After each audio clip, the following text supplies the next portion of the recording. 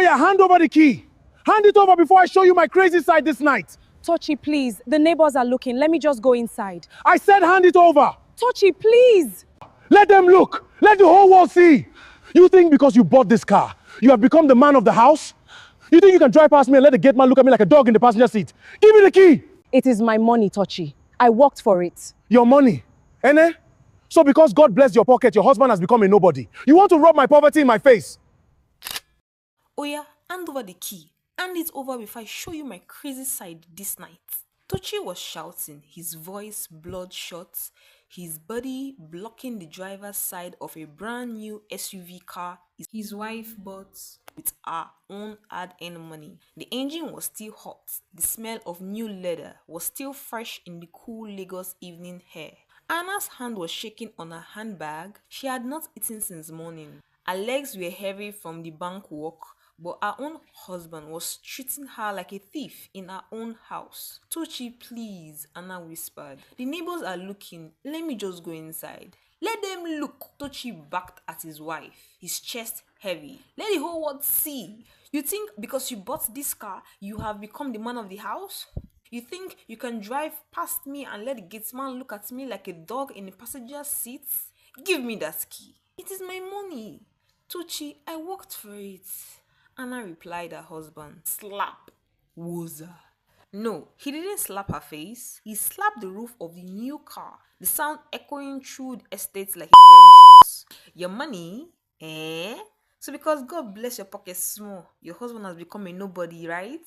You want to rub my poverty in my face? Before Anna could breathe, Tochi pulled out his phone. He pressed the screen with anger, putting it on loudspeaker.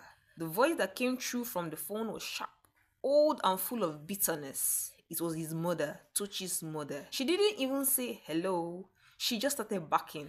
Tochi, my son.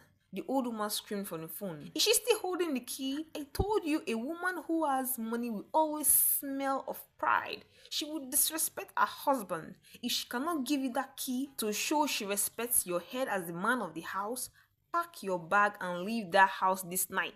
Come back home, we will find you a proper woman from the village who knows that a man is a man, even if he is a broke man with empty pockets. Anna was looking at her husband. He was not joking. He was looking at her with pure, unadulterated hatred and bitterness. He didn't care about the years they had shared together, the good times they had together. He didn't care about love. He only cared that his manhood was bleeding because his wife was succeeding. You want the car? Anna asked, her voice suddenly steady, cold as ice. Then take it. She dropped the key on the floor. Tochi looked at the key on the ground, looked at Anna, and then his pride choked him. He couldn't even pick it up. He hissed a long, dirty hiss that came from his stomach. Thunder fire you on the car, he whispered. He turned around, stopped a passing taxi, threw himself inside, and slammed the door shut. Anna stood alone in the dark compound. The silence was louder than the shouting. She was a married woman, but she felt single even in marriage. To understand why a man would look at his own wife and see her as an enemy, you have to go back to 6 months ago. That was the night the ground opened and swallowed Tochi's business. A bad business deal cleared his accounts to zero. He came home, threw himself on the rug, and cried like a baby. Anna held him. She told him, "My husband, don't cry. What is mine is yours." 2 weeks later, another tragedy struck. Tochi's mother fell terribly sick in the village. The doctor said it was an emergency and 2 million naira was needed for an urgent surgery or the woman would die. Tochi was running around Lagos like a madman, begging friends, but everybody locked their doors. Anna did not even think twice. She went into her secret account, money she had been saving for 5 years, to buy land for their children. She withdrew the 2 million naira, she paid the hospital directly, she saved her mother's in-law's life. She thought she was buying love. She thought this act of love and kindness would make her marriage bond stronger. She did not know she was buying an enemy. She didn't know that this her kindness would be one of the biggest mistakes that would destroy her marriage completely. The day they brought the old woman out of the hospital, Tochi's friend, Daniel, called Anna's sister on the phone. Daniel's voice was shaking. He said, "Please tell Anna to be careful with her husband. Toshi is seriously boiling with anger. He told me that paying for his mother's sickness has ruined his name as the man of the house that he is. He feels like a useless man because his wife had to save his own mother. The hatred grew fast. Toshi stopped eating his wife's food. If Anna asked, "How are you?" Toshi will shout, "Are you mocking me because I don't have any money to buy food? Are you trying to show me you are the provider now?" Anna swallowed everything. She became the ghost in her own matrimonial house. She paid the 5 million naira rent alone. She paid the children's school fees alone. She even sent 100,000 naira every month to the same mother-in-law in the village for her feeding and medications. Tochi, her husband, did nothing. He would sit on the parlor sofa from morning to night looking at the ceiling, his heart rotting with jealousy and bad belly. Every time Anna got a promotion at her bank job, Tochi would go to the bear parlor and drink until midnight. He told the bartender, "My wife is bigger and I am getting smaller. If I don't break her pride, she will walk on my head, sit on my head. I am still the man of the house." Then came the day Anna bought a brand new SUV car. Anna's old car had died on the third mainland bridge 3 times in 1 week. She needed a safe car for the kids. She bought a new one. When the car arrived, the estate gateman ran out shouting, "Madam, your God is alive, oh! Big madam, big moto." The gateman hailed Anna. Tochi was standing by the veranda. He saw the car. He saw the gateman bowing and hailing his wife. His chest began to burn with envy. The jealousy that had been hiding inside him for 6 months finally exploded. He walked down the steps, blocked the door, and demanded for the car keys.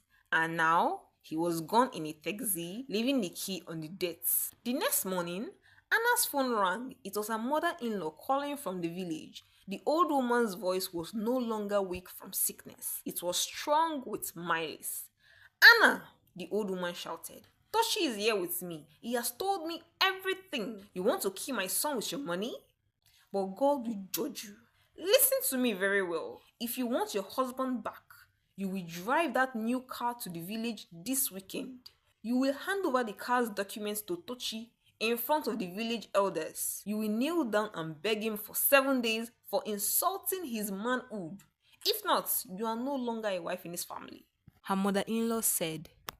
Anna listened. She looked at her hands, the hands that had worked late nights at the bank, the hands that signed the 2 million naira check to save this same woman's life. Wonders shall never end. The tears did not even come out. She finally saw the signs she had been ignoring all this while after seeing wonders.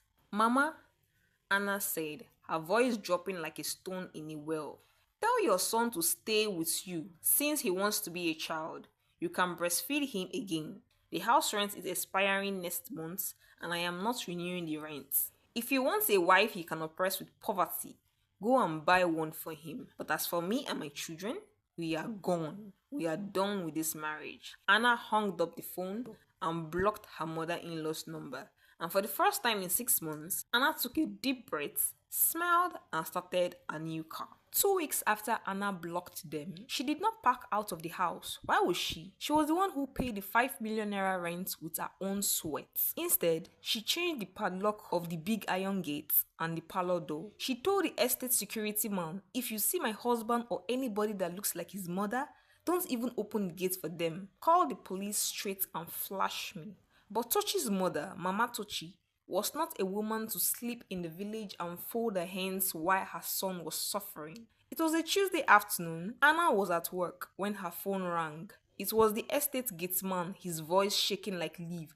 Madam, come home, oh. Your husband is here with a big truck and 3 strong-looking men. They are breaking the parlor door. They said they came to pack the chairs and the television."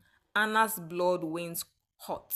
She did not even ask her boss for permission to leave. She grabbed her car keys, jumped into her new SUV car, and drove down the expressway like a woman possessed. As soon as she drove into the compound, she met Kios. Tochi was standing there, sweat pouring down his face, shouting commands at the 3 boys who were already carrying her expensive leather parlor couch set into the back of a wooden truck. And standing by the door, holding her waist with a wrapper tied tight, was Mama Tochi. The old woman was spitting on the floor, cheering her son on.